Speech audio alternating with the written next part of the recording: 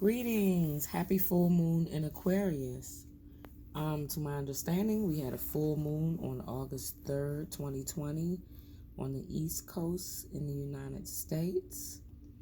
And so I decided to pull the card from the Moonology deck. That's the oracles I'm reading from.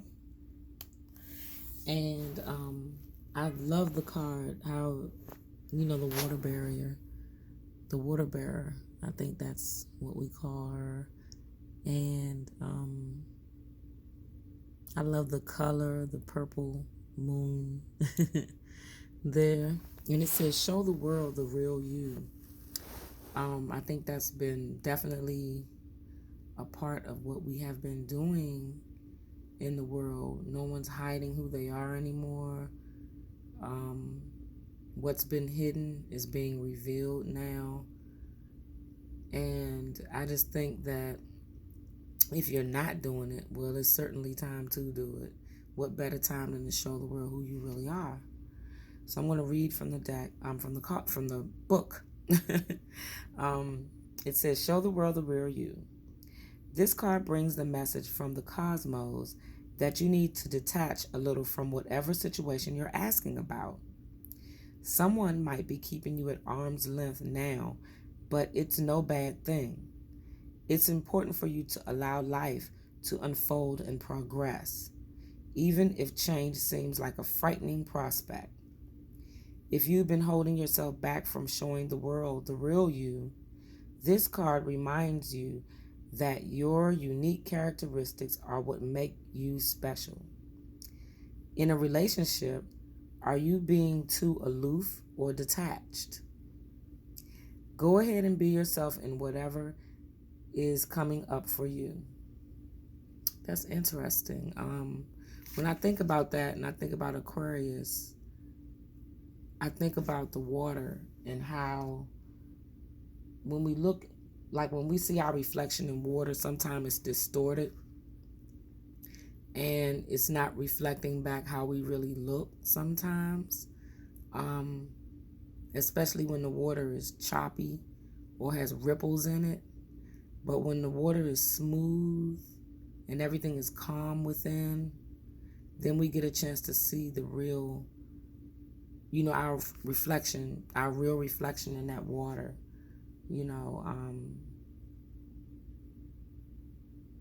So I really believe that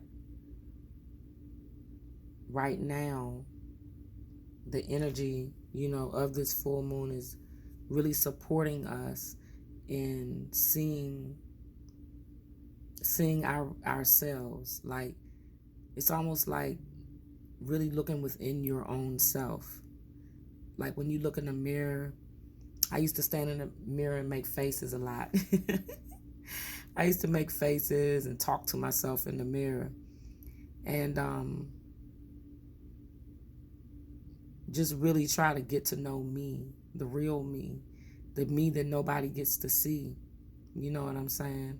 And it doesn't mean you have to go spill your guts to the world, but it just means don't be afraid to speak your truth, stand in your power, and just be who you really are. If you were that person who liked classical music, well, don't be afraid to continue liking your classical music and listening to it. Just because everybody else is listening to hip-hop doesn't mean you have to follow along. If someone doesn't agree with you about who you really are or what you believe, that's fine. Don't let it trigger you. And don't get triggered by those who may not follow up what you like in the world too. We all have free will and the right to be who we are and not allow anyone to make us feel bad for that. So, or make you feel less than. So, I encourage that. So let me finish reading the book. The attunement to this moon is be aware of your feelings, but also be prepared to move on. That is just profound right now in my life anyway. Additional meanings for this card is don't lose the beauty and romance of life. You are too much in your head. Get into your heart. We all need to do that right now. We all need to come out of our head space and get into our heart space so we can continue to raise the vibration and frequencies, or at least meet the vibration and frequencies of our earth and our planet. A friend needs you, be there for them. A situation is going to take a very unexpected turn. Doesn't mean it's for good, doesn't mean it's for bad. It just means that something is about to reach a turning point in your life. The teaching of this card is every full moon is a time to release and let go, but the addition of Aquarian energy to mix triples that message.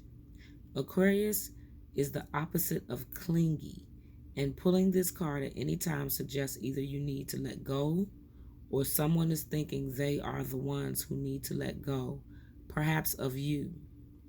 Well, damn. Ain't that something? What needs to go? What is the right thing to do? Whatever happens next could be highly unconventional or unexpected. You know, we go through life always asking that question of, the next steps, or what do we need to do about certain situations in our lives. You already know what to do. If you didn't, you wouldn't be asking the question. It's just that, you know what I'm saying? There's no confusion. We make things, we put obstacles and make things hard on ourselves when we really know what the answers are the whole time. So it's time to step into that power and start, making concrete decisions and, just keep it real. You know what I'm saying? Keep it real. Be 100, and you can do that with tact and with love. You can still, when you drop into your heart space and you keep it real, it's really up to the other person, or, whatever the situation is. It's up to them to know how to deal with it, because you've done it from a place, you've spoken your truth, or you've committed an action based on love. Like you didn't just go at it with anger or frustration or irritability. You actually stepped into that space and you did it from a place of love and understanding and compassion. So, full moon in Aquarius. So I decided also to pull a card because the moons always remind me of women and our goddess energy. So I went to my goddess guidance oracle cards this time. And look what popped out. HATHOR. I love HATHOR. Look at her. Isn't she gorgeous?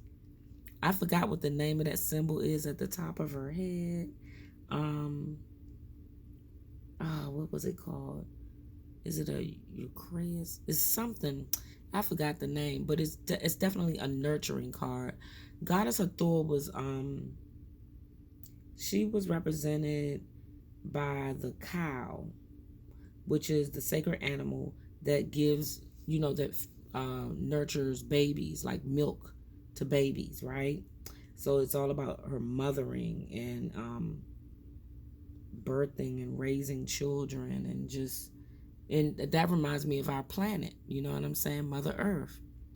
So look at these waters of milk, the flowy milk coming from HATHOR, and just nurturing not only us, but the planet, the universe, the sun, just everything. She's all nurturing. And it's about receptivity. She's about giving, but also receiving. So allow yourself to receive. This will increase your intuition, energy, and ability to give to others. So the message from HATHOR is you have a maternal side to you that naturally cares for those in need. Yet this must be balanced with receptivity or the flow is blocked. So I know all about that giving, and then got the nerve to get an attitude when I feel as though I don't receive, have reciprocity when I just give so much of myself. I think it's very important for us to receive and not just give of ourselves all the time. That's what mothers do. Mothers give, right? And then we feel like it's a thankless job, you know what I'm saying? But that's not necessarily true. We're in a position to receive all the time. we just tell ourselves and allow ourselves to think that we're not, in a position to receive. We have to have the mindset and put ourselves there. So let me finish reading. Receiving is the essence of feminine energy, which is very true, because when you think about intimacy, we're actually the ones receiving. We're not putting something in the man. The man is putting something in us, right? So we're receiving. And it means allowing yourself to receive with grace and gratitude. If you feel guilty when asking others for help, or if you feel bad about receiving gifts, then you block your feminine energy. Your receptivity is just as natural as your nurturing, giving energy. Receptivity allows you to better hear the voices of the angels. When you receive, you have more resources to give to others. Begin by noticing the hundreds of gifts you receive each day, whether it's seeing beauty in nature, witnessing a touching human moment, or being hugged by a loved one. I'm going to repeat that because it's not about the material things all the time. Begin by noticing the hundreds of gifts you receive each day, whether it's seeing beauty in nature. Remember, you're seeing beauty in nature. People that's blind don't see beauty in nature the same way you would if you can see. Witnessing a touching human moment. We have experienced so many touching human moments since this pandemic that even though it's a horrible thing and it's considered a curse, it's such a blessing too, because it softens our hearts and our minds. It makes us have compassion and empathy and just really feel for other human beings outside of ourselves and the people that we know. Or being hugged by a loved one.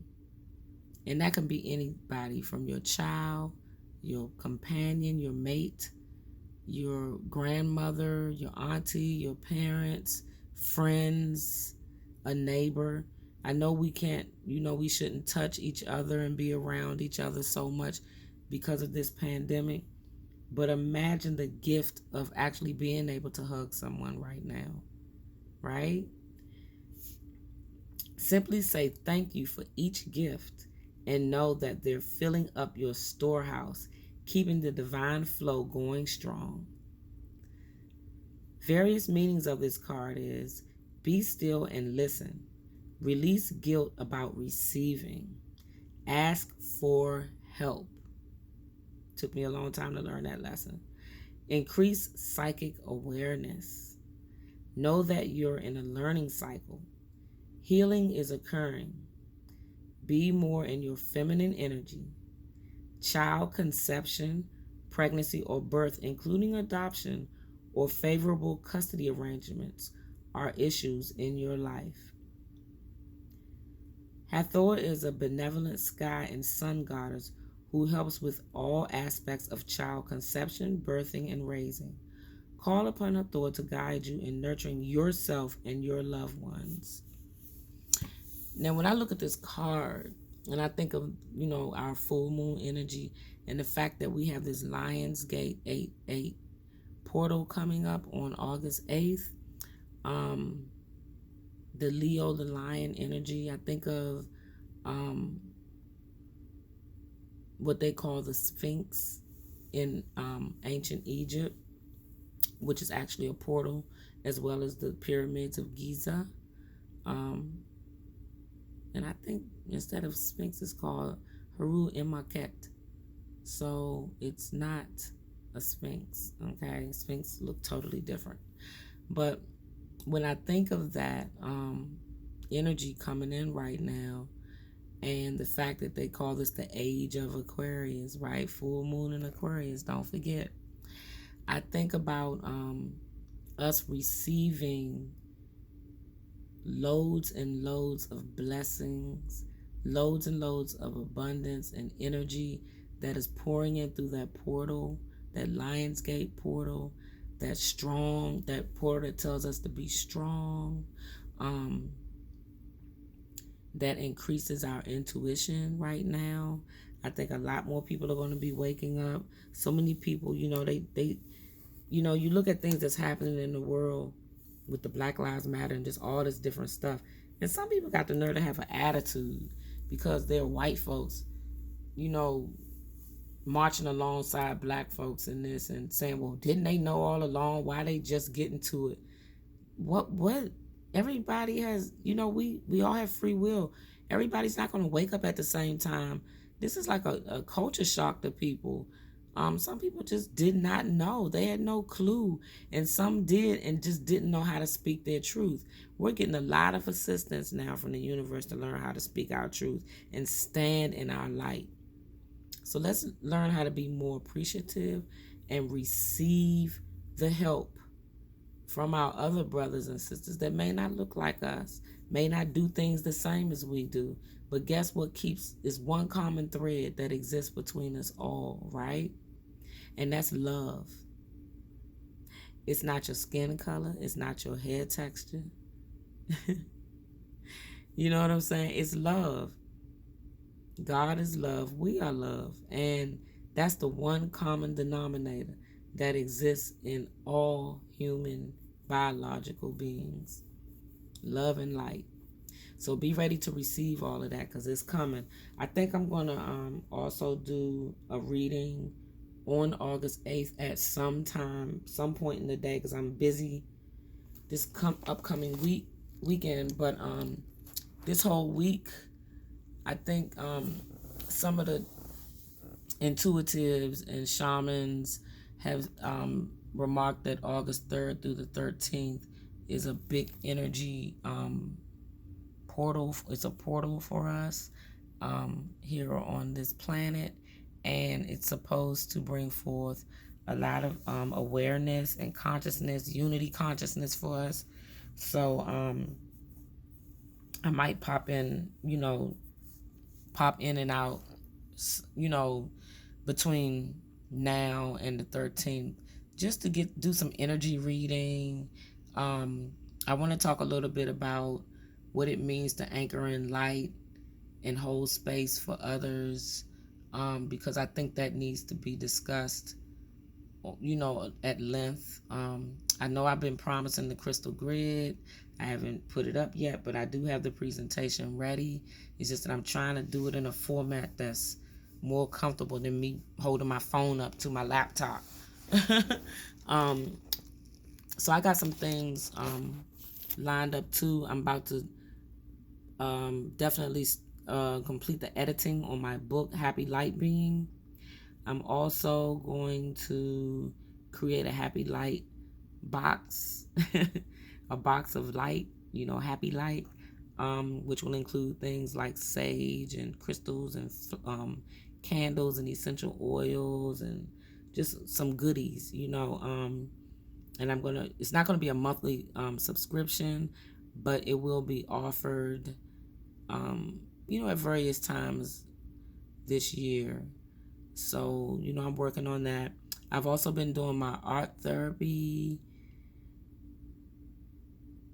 So really, getting into that, which is lovely. I can't say enough, how thankful I am for the people who participate in my art therapy classes, my chakra art therapy. I did my first Zoom this past weekend. It was awesome. And I'm going to do another one very soon about divine feminine. So it's mostly for the people that live in the DMV area because I can't drive around canvases to everyone outside of the city. So, but pretty soon I would love to hold some Zoom classes for folks who do not live here. So anyway, I give thanks for you listening to me tonight and tuning in. As I always say, take time to do what makes your soul happy. Be happy, be light, be love. Namaste.